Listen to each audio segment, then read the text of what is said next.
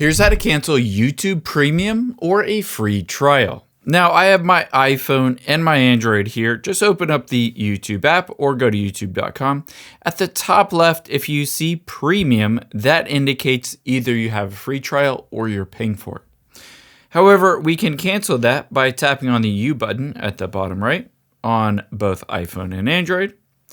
Now from here, tap on the gear icon at the top right, again on both phones.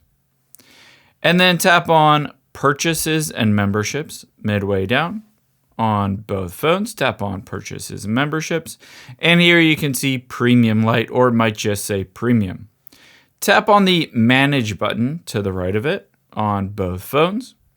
And you'll be able to see it pops up with this. Make sure at the top right you're logged into the correct account.